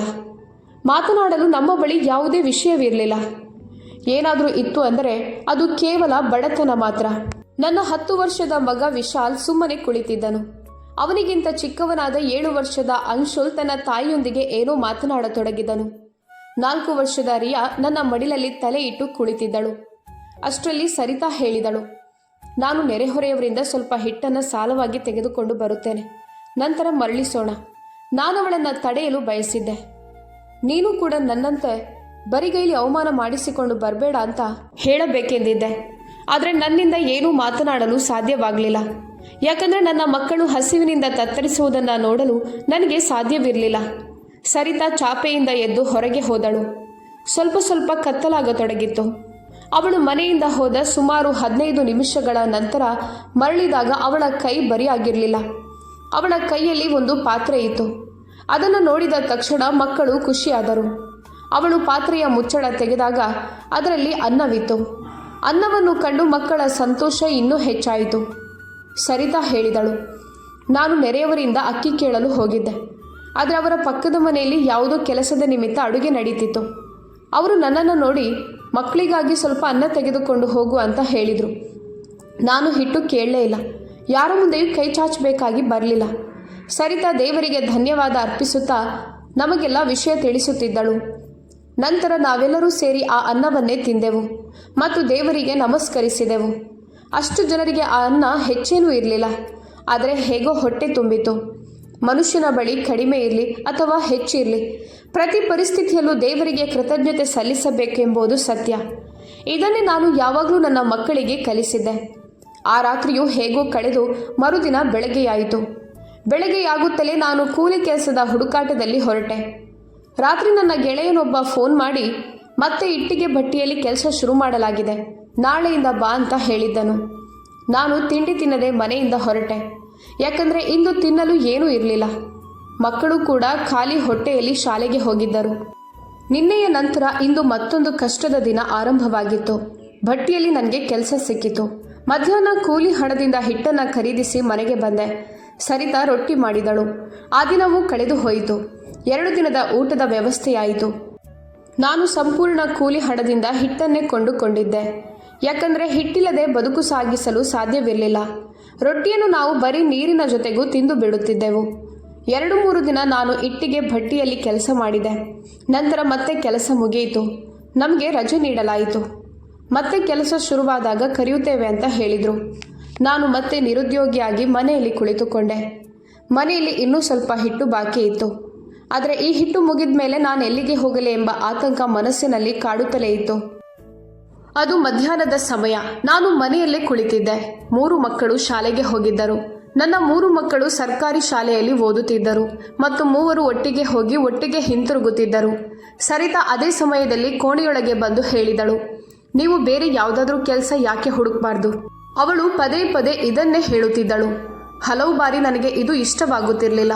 ಆದರೆ ಅವಳು ನನ್ನ ಕಷ್ಟವನ್ನು ಕಡಿಮೆ ಮಾಡಲು ಬಯಸುತ್ತಿದ್ದಾಳೆ ಎಂದು ನನಗೆ ತಿಳಿದಿತ್ತು. ಇಂದು ಅವಳು ಇದನ್ನೇ ಹೇಳಿದಾಗ ನನಗೆ ಸ್ವಲ್ಪ ಕೋಪ ಬಂತು. ಸರಿತಾ, ನಿನಗೆ ಯಾಕೆ ಅರ್ಥ ಆಗ್ತಿಲ್ಲ? ನಾನು ಕೆಲಸ ಮಾಡಬೇಕು ಅಂತ ನನ್ನ ಮನಸ್ಸಿಗೆ ಅನಿಸೋದಿಲ್ವಾ? ನನ್ನ ಮಕ್ಕಳು ಹೊಟ್ಟೆ ತುಂಬ ಉಣ್ಬೇಕು, ನನ್ನ ಹೆಂಡತಿ ಸಂತೋಷವಾಗಿರಬೇಕು ಅಂತ ನನಗೂ ಆಸೆ ಇರೋದಿಲ್ವಾ? ನಾನೇನು ಕಲ್ಲಲ್ಲ, ಎಲ್ಲವೂ ಸರಿಯಾಗಲಿ ಅಂತ ನನಗೂ ಅನ್ನಿಸುತ್ತದೆ. ಆದರೆ ನಾನೇನು ಮಾಡಲಿ? ಯಾರೂ ನನ್ನನ್ನು ಕೆಲಸಕ್ಕೆ ಇಟ್ಟುಕೊಳ್ಳುತ್ತಿಲ್ಲ. ನಿನಗೆ ಗೊತ್ತಿಲ್ಲ, ಮೊನ್ನೆಯಷ್ಟೇ ನಾನು ಒಂದು ಫ್ಯಾಕ್ಟ್ರಿಗೆ ಹೋಗಿದ್ದೆ. ಅಲ್ಲಿ ಲೆಕ್ಕಪತ್ರ ಬರೆಯಲು ಓದಿಕೊಂಡಿರುವ ವ್ಯಕ್ತಿ ಅವಶ್ಯಕತೆ ಇತ್ತು. ಸಂಬಳ ಅಷ್ಟೇನೂ ಹೆಚ್ಚಿರಲಿಲ್ಲ. ಆದರೂ ಕೆಲಸ ಸಿಗಬಹುದೆಂಬ ಆಸೆಯಿಂದ ಹೋಗಿದ್ದೆ. ಆದರೆ ನನ್ನ ಹಣೆ ಬರಹನೇ ಸರಿಯಿಲ್ಲ. ಅಲ್ಲಿ ಮೊದಲೇ ಬೇರೆಯವರನ್ನು ಕೆಲಸಕ್ಕೆ ಸೇರಿಸಿಕೊಳ್ಳಲಾಗಿತ್ತು. ಈಗ ನೀನೇ ಹೇಳು, ನಾನೇನು ಮಾಡಲಿ? ನಾನು ಸಿಟ್ಟಿನಿಂದಲೇ ಹೇಳಿದೆ. ಅವಳು ತಲೆ ತಗ್ಗಿಸಿ ಕುಳಿತಿದ್ದಳು. ಏನೂ ಮಾತನಾಡಲಿಲ್ಲ. ಸ್ವಲ್ಪ ಸಮಯದ ನಂತರ ಅವಳು ಮೌನ ಮುರಿದಳು. ನನ್ನ ಬಳಿ ಮಾತನಾಡಲು ಅನುಮತಿ ಕೇಳುತ್ತಿದ್ದಳು. ನಾನು ಅಂದೆ, ಸರಿತಾ, ಇಂದಿನವರೆಗೂ ನೀನು ಮಾತನಾಡಲು ಅನುಮತಿ ಕೇಳಿರಲಿಲ್ಲ. ಇಂದು ಅಂತಹ ವಿಶೇಷವೇನಿದೆ? ಅವಳ ಮುಖದ ಮೇಲಿನ ಉದಾಸೀನತೆ ಇನ್ನೂ ಗಾಢವಾಯಿತು. ಅವಳು ಪಕ್ಕದ ಚಾಪೆಯಿಂದ ಎದ್ದು ಬಂದು ನನ್ನ ಚಾಪೆಯ ಮೇಲೆ ಕುಳಿತು ನನ್ನ ಕೈಗಳನ್ನು ತನ್ನ ಕೈಗಳಲ್ಲಿ ತೆಗೆದುಕೊಂಡಳು. ಚಂದನ್, ನಮ್ಮ ಪರಿಸ್ಥಿತಿ ತುಂಬ ಹದಗೆಟ್ಟಿದೆ. ನೀವು ಅನುಮತಿ ನೀಡೋದಾದರೆ ನಾನು ಕೂಡ ಯಾವುದಾದ್ರೂ ಕೆಲಸ ಮಾಡುತ್ತೇನೆ. ಜನರ ಮನೆಗಳಿಗೆ ಹೋಗಿ ಕೆಲಸ ಮಾಡುತ್ತೇನೆ. ಇದರಿಂದ ಮನೆಯ ಪರಿಸ್ಥಿತಿ ಸ್ವಲ್ಪ ಸುಧಾರಿಸುತ್ತದೆ ಮತ್ತು ನಿಮ್ಮ ಮೇಲಿನ ಸಂಪೂರ್ಣ ಹೊರೆ ಕೂಡ ಕಡಿಮೆಯಾಗುತ್ತದೆ. ನೀವು ತಂದೆಯಾಗಿರುವಂತೆ ನಾನು ಕೂಡ ತಾಯಿ. ಮಕ್ಕಳಿಗಾಗಿ ಏನನ್ನಾದರೂ ಮಾಡೋದು ನನ್ನ ಧರ್ಮವೂ ಹೌದು. ಹೆಂಗಸರು ಹೊರಗೆ ಹೋಗಿ ಕೆಲಸ ಮಾಡೋದು ನನಗೆ ಇಷ್ಟ ಇಲ್ಲ ಅಂತ ಅವಳಿಗೆ ತಿಳಿದಿತ್ತು. ನನ್ನ ಹೆಂಡತಿ ಇತರರ ಮನೆಗಳಲ್ಲಿ ಕೆಲಸದಾಳಾಗೋದು ನನಗೆ ಇಷ್ಟ ಇರಲಿಲ್ಲ. ಆದರೆ ಪರಿಸ್ಥಿತಿ ಎಷ್ಟು ಹದಗೆಟ್ಟಿತ್ತೆಂದರೆ ಅವಳು ಧೈರ್ಯ ಮಾಡಿ ಈ ಮಾತನ್ನು ಹೇಳಿದ್ದಳು. ಸರಿತಾ, ನಿನಗೆ ಗೊತ್ತಿದೆ, ನನಗೆ ಇದೆಲ್ಲ ಇಷ್ಟ ಇಲ್ಲ. ನೀನು ಬೇರೆಯವರ ಮನೆಗೆ ಕೆಲಸಕ್ಕೆ ಹೋಗೋದು ನನಗೆ ಕಿಂಚಿತ್ತೂ ಇಷ್ಟವಿಲ್ಲ. ಅಲ್ಲಿ ಗಂಡಸರು ಇರುತ್ತಾರೆ. ಜಗತ್ತು ಹೇಗಿದೆ ಅಂತ ನಿನಗೆ ಗೊತ್ತಿಲ್ಲ. ಕೆಲಸ ಮಾಡುವ ಹೆಂಗಸರ ಜೊತೆ ಜನರು ಹೇಗೆಲ್ಲ ವರ್ತಿಸ್ತಾರೆ ಎಂಬುದು ನಿನಗೆ ತಿಳಿದಿಲ್ಲ. ನೀನು ಜಗತ್ತನ್ನು ನೋಡಿಲ್ಲ. ನಾನು ಪ್ರತಿದಿನ ಹೊರಗೆ ಹೋಗುತ್ತೇನೆ. ನನಗೆ ಎಲ್ಲವೂ ತಿಳಿದಿದೆ. ಸಾಕು, ಈ ವಿಷಯವನ್ನು ಇಲ್ಲಿಗೆ ಬಿಟ್ಟು ಬಿಡು. ನಾನು ಖಂಡಿತ ಏನಾದರೂ ಮಾಡುತ್ತೇನೆ. ನೀನು ಮನೆಯಲ್ಲೇ ಇರು. ನನ್ನ ಹೆಂಡತಿ ಕೆಟ್ಟ ಹೆಸರು ತಂದುಕೊಳ್ಳೋದು ನನಗೆ ಇಷ್ಟ ಇಲ್ಲ. ನಾನವಳಿಗೆ ತಿಳಿ ಹೇಳುತ್ತಿದ್ದೆ. ನನ್ನ ಧ್ವನಿಯಲ್ಲಿ ಕಠಿಣತೆಯೂ ಇತ್ತು, ನೋವು ಕೂಡ ಇತ್ತು. ಅವಳು ಕೈ ಮುಗಿದು ವಿವರಿಸತೊಡಗಿದಳು. ಚಂದನ್, ಈ ಆಲೋಚನೆಯನ್ನು ಬಿಟ್ಟು ಬಿಡಿ. ಎಲ್ಲರೂ ಕೆಟ್ಟವರಲ್ಲ. ನನಗೆ ಯಾವುದಾದ್ರೂ ಕೆಲಸ ಸಿಕ್ಕೇ ಸಿಗುತ್ತದೆ. ಮನೆಯ ತೊಂದರೆಗಳು ಕಡಿಮೆಯಾಗುತ್ತವೆ ಮತ್ತು ನಿಮಗೂ ಸ್ವಲ್ಪ ನಿರಾಳವೆನಿಸುತ್ತದೆ. ನಾನವಳ ಮಾತುಗಳನ್ನು ಕೇಳುತ್ತಿದ್ದೆ. ಆದರೆ ಯಾವುದೇ ಪರಿಸ್ಥಿತಿಯಲ್ಲೂ ಅವಳಿಗೆ ಕೆಲಸಕ್ಕೆ ಹೋಗಲು ಅನುಮತಿ ನೀಡಬಾರ್ದು ಅಂತ ಮನಸ್ಸಿನಲ್ಲಿ ನಿರ್ಧರಿಸಿದ್ದೆ. ಆದರೂ ನಾನವಳಿಗೆ ಪ್ರೀತಿಯಿಂದಲೇ ವಿವರಿಸುತ್ತಿದ್ದೆ. ಯಾಕಂದರೆ ನಾನವಳಿಗೆ ಅರ್ಥ ಮಾಡಿಸಲು ಬಯಸಿದ್ದೆ ಹೊರತು ಹೆದರಿಸಲಲ್ಲ. ಸ್ವಲ್ಪ ಸಮಯ ಅವಳು ಮೌನವಾಗಿದ್ದಳು. ನಂತರ ಹೇಳಿದಳು, ಸರಿ, ನಿಮ್ಮ ಇಷ್ಟದಂತೆ ಆಗಲಿ. ನಿಮಗೆ ಯಾವುದು ಸರಿ ಎನಿಸುತ್ತದೋ ಅದನ್ನೇ ಮಾಡಿ. ನನಗೆ ಸ್ವಲ್ಪ ಹಿಟ್ಟು ತಂದುಕೊಡಿ. ಮಕ್ಕಳು ಶಾಲೆಯಿಂದ ಬರುವ ಸಮಯವಾಯಿತು. ರೊಟ್ಟಿ ಮಾಡಬೇಕು. ನಿಮಗೆ ನಾನು ಕೆಲಸ ಮಾಡೋದು ಇಷ್ಟ ಇಲ್ಲ ಅಂದಮೇಲೆ ಸರಿ. ನಾನು ನಿಮ್ಮ ವಿಷಯಗಳಲ್ಲಿ ಹಸ್ತಕ್ಷೇಪ ಮಾಡೋದಿಲ್ಲ. ನಿಮ್ಮ ಮನಸ್ಸಿಗೆ ಬಂದಂತೆ ಮಾಡಿ. ಅವಳ ಧ್ವನಿಯಲ್ಲಿ ಅಸಮಾಧಾನ ಎದ್ದು ಕಾಣುತ್ತಿತ್ತು. ಇನ್ನು ಮುಂದೆ ಎಲ್ಲವೂ ನನ್ನ ಮೇಲೆ ಅವಲಂಬಿತವಾಗಿದೆ ಎಂದು ಅವಳು ನನಗೆ ತಿಳಿಸಲು ಬಯಸಿದ್ದಳು. ನಾನು ತಕ್ಷಣವೇ ಅಂದೆ, ಸರಿತಾ, ಬೇಕಾದರೆ ನಾನು ಹಸಿದು ಮಲಗುತ್ತೇನೆ, ಮಕ್ಕಳನ್ನು ಹಸಿದು ಮಲಗಿಸ್ತೇನೆ. ಆದರೆ ನಿನ್ನಿಂದ ಕೆಲಸ ಮಾಡಿಸೋದಿಲ್ಲ. ಕೆಲಸಗಳಲ್ಲೂ ವ್ಯತ್ಯಾಸವಿರುತ್ತದೆ. ನೀನು ಓದಿಕೊಂಡಿಲ್ಲ. ಬೇರೆಯವರ ಮನೆಯಲ್ಲಿ ಕಸ ಗುಡಿಸೋದು, ಪಾತ್ರೆ ತೊಳೆಯೋದು ನನಗೆ ಒಪ್ಪಿಗೆ ಇಲ್ಲ. ಇಗೋ, ನೀನೇ ಯೋಚಿಸು. ಪ್ರತಿ ಮನೆಯಲ್ಲೂ ಗಂಡಸರು ಇರ್ತಾರೆ. ಗಂಡಸರ ಮುಂದೆ ಬಾಗಿ ಕೆಲಸ ಮಾಡೋದು ನಿನಗೆ ಇಷ್ಟವಾಗುತ್ತದಾ? ಅವರ ವಸ್ತುಗಳನ್ನು ಸ್ವಚ್ಛ ಮಾಡೋದು. ಒಂದು ವೇಳೆ ಯಾರಾದರೂ ಕೆಟ್ಟ ದೃಷ್ಟಿಯಿಂದ ನೋಡಿದರೆ ನಿನಗೆ ನೆಮ್ಮದಿಯಿಂದ ಕೆಲಸ ಮಾಡಲು ಸಾಧ್ಯನಾ? ನಾನು ಮತ್ತೆ ಅವಳಿಗೆ ವಿವರಿಸುತ್ತಿದ್ದೆ. ಈ ಮಾತುಗಳನ್ನು ಕೇಳಿ ಸರಿತಾಳ ಕಣ್ಣುಗಳಲ್ಲಿ ನೀರು ತುಂಬಿ ಬಂತು. ಅವಳು ತಲೆಯಾಡಿಸುತ್ತಾ ಹೇಳಿದಳು, ಇಲ್ಲ ಚಂದನ್, ನಿಮ್ಮನ್ನು ಹೊರತುಪಡಿಸಿ ಬೇರೆ ಯಾರೂ ನನ್ನನ್ನು ಕೆಟ್ಟದಾಗಿ ನೋಡೋದು ನನಗೂ ಇಷ್ಟ ಇಲ್ಲ. ನಾನು ಕೇವಲ ನಿಮಗೆ ಸಹಾಯ ಮಾಡಲು ಬಯಸಿದ್ದೆ ಅಷ್ಟೆ. ಅಳುತ್ತಾ ಅವಳು ನನ್ನನ್ನು ಅಪ್ಪಿಕೊಂಡಳು. ಹೌದು ಸರಿತಾ, ನಾನು ಅದನ್ನೇ ಹೇಳ್ತಿರೋದು. ಮುಂದಿನದನ್ನು ನೋಡೋಣ. ನೀನು ಯಾಕೆ ನಿನ್ನನ್ನು ನೀನೇ ಅವಮಾನಗೊಳಿಸ್ತೀಯಾ? ಚಿಂತಿಸುವ ಅಗತ್ಯ ಇಲ್ಲ. ನಾನು ಖಂಡಿತ ಏನಾದರೂ ದಾರಿ ಹುಡುಕುತ್ತೇನೆ. ನೀನು ಚಿಂತೆ ಮಾಡಬೇಡ ಎಂದು ನಾನು ಅವಳಿಗೆ ಹೇಳಿಬಿಟ್ಟೆ. ಆದರೆ ಒಳಗೊಳಗೆ ನಾನು ಏನು ಮಾಡಬಲ್ಲೆ ಎಂದು ಯೋಚಿಸ್ತಿದ್ದೆ. ಸರಿತಾ, ನೀನೊಂದು ಕೆಲಸ ಮಾಡು. ಪಕ್ಕದ ಮನೆಯವರಿಂದ ಸ್ವಲ್ಪ ಹಿಟ್ಟು ಸಾಲವಾಗಿ ಕೇಳು. ನಾನು ಮನಸ್ಸು ಮಾಡಿದ್ದೇನೆ. ನಾಳೆಯಿಂದ ಮತ್ತೆ ಸಂಪೂರ್ಣ ಶ್ರಮ ಹಾಕಿ ಕಚೇರಿಗಳಲ್ಲಿ ಕೆಲಸಕ್ಕಾಗಿ ಅರ್ಜಿ ಹಾಕುತ್ತೇನೆ. ಎಲ್ಲಾದರೂ ಖಂಡಿತ ಕೆಲಸ ಸಿಗುತ್ತದೆ ಎಂಬ ನಂಬಿಕೆ ನನಗಿದೆ ಎಂದು ನಾನು ತುಂಬ ಉತ್ಸಾಹದಿಂದ ಹೇಳುತ್ತಿದ್ದೆ. ನನ್ನಿಂದ ಆಗದ ಕಾರಣ ಸರಿತಾ ತುಂಬ ಕಷ್ಟಪಡುತ್ತಿದ್ದಾಳೆ. ಈಗ ಅವಳ ಕಷ್ಟವನ್ನು ಹೇಗಾದರೂ ಮಾಡಿ ದೂರ ಮಾಡಲೇಬೇಕು ಅಂತ ಮನಸ್ಸಿನಲ್ಲಿ ನಿರ್ಧರಿಸಿದ್ದೆ. ಬೇಕಾದರೆ ಇದಕ್ಕಾಗಿ 2 ದಿನ ಯಾವುದಾದ್ರೂ ಕಚೇರಿಯಲ್ಲಿ ಕೈ ಮುಗಿದು ಕುಳಿತುಕೊಳ್ಳಲು ಸಿದ್ಧನಿದ್ದೆ. ಸ್ವಲ್ಪ ಸಮಯದ ನಂತರ ಅವಳು ಪಕ್ಕದ ಮನೆಯಿಂದ ಹಿಟ್ಟು ಸಾಲವಾಗಿ ತಂದಳು. ಅವಳ ಮುಖದಲ್ಲಿ ಸಂತೋಷ ಸ್ಪಷ್ಟವಾಗಿ ಕಾಣುತ್ತಿತ್ತು. ನಾಳೆಯಿಂದ ನಾನು ಕೆಲಸ ಹುಡುಕಲು ಹೋಗುತ್ತೇನೆ. ನನ್ನ ಓದಿಗೆ ತಕ್ಕಂತೆ ಕಚೇರಿಯಲ್ಲಿ ಕೆಲಸ ಮಾಡುತ್ತೇನೆ ಅಂತ ಹೇಳಿದಾಗಿನಿಂದ ಅವಳು ತುಂಬ ಖುಷಿಯಾಗಿದ್ದಳು. ಅವಳಿಗೆ ನನ್ನ ಕೆಲಸ ಸಿಗುವುದು ಖಚಿತ ಎಂಬಂತೆ ಭಾಸವಾಗುತ್ತಿತ್ತು. ಸ್ವಲ್ಪ ಸಮಯದ ನಂತರ ಮಕ್ಕಳು ಕೂಡ ಮನೆಗೆ ಬಂದರು. ನಂತರ ನಾವೆಲ್ಲರೂ ಸೇರಿ ಊಟ ಮಾಡಿದೆವು. ಅಂದು ನಾವು ಹೊಟ್ಟೆ ತುಂಬ ಉಂಡೆವು. ರಾತ್ರಿ ಅಡುಗೆ ಮಾಡಲಿಲ್ಲ. ಯಾಕಂದರೆ ಸ್ವಲ್ಪ ಹಿಟ್ಟು ಉಳಿದಿತ್ತು. ಅದನ್ನು ಮರುದಿನ ಬೆಳಗ್ಗೆಗಾಗಿ ಎತ್ತಿಡಲಾಗಿತ್ತು. ಚಂದನ್ ನಾಳೆ ಕೆಲಸದ ಹುಡುಕಾಟದಲ್ಲಿ ಯಶಸ್ವಿಯಾಗುತ್ತಾನೆ. ಹಾಗೆ ಮಧ್ಯಾಹ್ನ ಊಟ ಮಾಡಿದ್ದರಿಂದ ರಾತ್ರಿಯಷ್ಟಾಗಿ ಹಸಿವಿರಲಿಲ್ಲ. ಊಟವಾದ ನಂತರ ನಾನು ನನ್ನ ಸ್ನೇಹಿತನನ್ನು ಭೇಟಿಯಾಗಲು ಮನೆಯಿಂದ ಹೊರಟೆ. ಅವನು ಕೂಡ ಕೆಲಸದ ಹುಡುಕಾಟದಲ್ಲಿ ಅಲಿಯುತ್ತಿದ್ದನು. ಅವನೇನಾದರೂ ನನಗೊಂದು ಕೆಲಸ ಕೊಡಿಸಬಹುದೇ ಎಂದು ಯೋಚಿಸಿದೆ. ಅವನನ್ನು ಭೇಟಿ ಮಾಡಿ ರಾತ್ರಿ ಸುಮಾರು 9 ಗಂಟೆಗೆ ವಾಪಸ್ ಬಂದೆ. ಬೆಳಗ್ಗೆ ತುಂಬ ಬೇಗನೆ ನನಗೆ ಎಚ್ಚರವಾಯಿತು. ನಾನಿದ್ದು ಹಳೆಯದಾದ ಮುರಿದ ಅಲ್ಮಾರಿಯಿಂದ ಬಟ್ಟೆಗಳನ್ನು ತೆಗೆಯಲಾರಂಭಿಸಿದೆ. ಮೊದಲು ನಾನು ಕೂಲಿ ಕೆಲಸ ಮಾಡುವಾಗ ಯಾವುದೇ ಹರಿದ ಹಳೆಯ ಬಟ್ಟೆಗಳನ್ನು ಧರಿಸಿ ಹೋಗ್ತಿದ್ದೆ. ಆದರೆ ಈಗ ನಾನು ಕಚೇರಿಗೆ ಆಫೀಸ್ ಕೆಲಸಕ್ಕಾಗಿ ಹೋಗಬೇಕಿತ್ತು. ಆದ್ದರಿಂದ ನನ್ನ ರೂಪವನ್ನು ಸರಿಪಡಿಸಿಕೊಳ್ಳೋದು ಅಗತ್ಯವಾಗಿತ್ತು. ಅಷ್ಟರಲ್ಲಿ ನನ್ನ ಕಣ್ಣು ಅಪ್ಪನ ಸೂಟ್ ಮೇಲೆ ಬಿತ್ತು. ನನ್ನ ಬಳಿ ಧರಿಸಲು ಸರಿಯಾದ ಬಟ್ಟೆಗಳಿಲ್ಲದಿದ್ದಾಗ ಅಪ್ಪ ಆ ಸೂಟನ್ನು ನನಗೆ ನೀಡಿದ್ದರು. ಅಪ್ಪ ಈಗ ಈ ಪ್ರಪಂಚದಲ್ಲಿ ಇಲ್ಲ. ಆದರೆ ಅವರು ನೀಡಿದ್ದ ಆ ವಸ್ತುವನ್ನು ನಾನು ಜೋಪಾನದಿಂದ ಕಾಪಾಡಿಕೊಂಡಿದ್ದೆ. ನಾನು ಆ ಸೂಟನ್ನು ಹೆಚ್ಚಾಗಿ ಧರಿಸುತ್ತಿರಲಿಲ್ಲ. ಯಾಕಂದರೆ ಅದನ್ನು ಹಾಳು ಮಾಡಲು ನನಗೆ ಇಷ್ಟವಿರಲಿಲ್ಲ. ನೀಲಿ ಬಣ್ಣದ ಆ ಸೂಟ್ನ ಸೊಂಟದ ಬಳಿ ಎಣ್ಣೆಯ ದೊಡ್ಡ ಕಲೆ ಇತ್ತು. ಅದನ್ನು ಅಲ್ಮಾರಿಯಿಂದ ಹೊರತೆಗೆದೆ. ಆ ಕಲೆ ಎಂದಿಗೂ ಹೋಗುತ್ತಿರಲಿಲ್ಲ. ಇದನ್ನೇ ಧರಿಸೋಣ, ಕನಿಷ್ಠ ಪಕ್ಷ ಇದು ಹರಿದಿಲ್ವಲ್ಲ, ಕೇವಲ ಒಂದು ಕಲೆ ಅಷ್ಟೇ ತಾನೆ ಎಂದುಕೊಂಡೆ. ಬೂಟುಗಳು ಕೂಡ ನನ್ನ ಬಳಿ ಒಂದೇ ಜೊತೆ ಇದ್ದವು. ಅವು ಕೂಡ ಹಳೆಯವು ಮತ್ತು ಹರಿದಿದ್ದವು. ಅನಿವಾರ್ಯವಾಗಿ ಅವುಗಳನ್ನೇ ಧರಿಸಬೇಕಾಯಿತು. ದಾರಿಯಲ್ಲಿ ಬೂಟು ಪೂರ್ತಿ ಹರಿದು ಹೋಗದಿರಲಿ ಅಂತ ಮನಸ್ಸಿನಲ್ಲಿ ದೇವರಲ್ಲಿ ಪ್ರಾರ್ಥಿಸ್ತಿದ್ದೆ. ಹಲವು ದಿನಗಳಿಂದ ಆ ಬೂಟುಗಳು ಯಾವಾಗ ಬೇಕಾದರೂ ಕೈ ಕೊಡಬಹುದು ಅಂತ ಅನ್ನಿಸ್ತಿತ್ತು. ಸ್ವಲ್ಪ ಸಮಯದ ನಂತರ ಸರಿತಾ ಮತ್ತು ಮಕ್ಕಳು ಕೂಡ ಎದ್ದರು. ಸರಿತಾ ತಿಂಡಿ ಮಾಡಿದಳು. ಮಕ್ಕಳು ತಿಂಡಿ ತಿಂದು ಶಾಲೆಗೆ ಹೋದರು. ನಾನು ಕೂಡ ಸ್ನಾನ ಮಾಡಿ ಅದೇ ನೀಲಿ ಸೂಟ್ ಧರಿಸಿ ತಯಾರಾದೆ. ಅದರ ಸೊಂಟದ ಮೇಲೆ ದೊಡ್ಡ ಕಲೆ ಇತ್ತು. ಸೊಂಟದ ಭಾಗವನ್ನು ಯಾರು ನೋಡ್ತಾರೆ, ಎಲ್ಲರೂ ಮುಖವನ್ನೇ ನೋಡ್ತಾರೆ ಎಂದು ನನ್ನನ್ನೇ ನಾನು ಸಮಾಧಾನಪಡಿಸಿಕೊಂಡೆ. ಆದರೆ ವಾಸ್ತವವೆಂದರೆ ಜನರು ನಡೆಯುವಾಗ ಹಿಂದಿನಿಂದಲೇ ಗಮನಿಸ್ತಾರೆ. ಆದರೂ ನನ್ನ ಬಳಿ ಬೇರೆ ಆಯ್ಕೆ ಇರಲಿಲ್ಲ. ನಾನು ಸರಿತಾಳಿಗೆ ಪ್ರಾರ್ಥನೆ ಮಾಡಲು ಹೇಳಿ ಮನೆಯಿಂದ ಹೊರಟೆ. ಸ್ನೇಹಿತನು ನನಗೆ ಖನ್ನಾ ಇಂಡಸ್ಟ್ರೀಸ್ ಬಗ್ಗೆ ಹೇಳಿದ್ದನು. ಈಗ ನಾನು ಅಲ್ಲಿಗೆ ತಲುಪಿದ್ದೆ. ಅಲ್ಲಿ ವಿಪರೀತ ಜನಸಂದಣಿ ಇತ್ತು. ಪ್ರತಿಯೊಬ್ಬರೂ ಪ್ಯಾಂಟ್ ಶರ್ಟ್ ಧರಿಸಿದ್ದರು. ಹೊಳೆಯುವ ಬೂಟುಗಳನ್ನು ಹಾಕಿ ಟೈ ಕಟ್ಟಿ ಎಲ್ಲರೂ ಓದಿದವರು ಮತ್ತು ತಿಳುವಳಿಕೆಯುಳ್ಳವರಂತೆ ಕಾಣುತ್ತಿದ್ದರು. ಕೇವಲ ನಾನೊಬ್ಬನೇ ಎಲ್ಲರಿಗಿಂತ ಭಿನ್ನವಾಗಿ ಕಾಣ್ತಿದ್ದೆ. ನಾನೊಂದು ಸೋಫಾದ ಮೇಲೆ ಕುಳಿತಿದ್ದೆ. ನನ್ನಂಥ ವ್ಯಕ್ತಿ ತನ್ನ ಮೇಲೆ ಕುಳಿತಿದ್ದಾನೆ ಅಂತ ಆ ಸೋಫಾ ಕೂಡ ಅವಮಾನಿತವಾಗಿರಬಹುದು ಅಂತ ನನಗೆ ಅನ್ನಿಸ್ತಿತ್ತು. ನಾನು ನನ್ನನ್ನು ತುಂಬ ಚಿಕ್ಕವನಾಗಿ ಮತ್ತು ಅಸಹಾಯಕನಾಗಿ ಅನುಭವಿಸ್ತಿದ್ದೆ.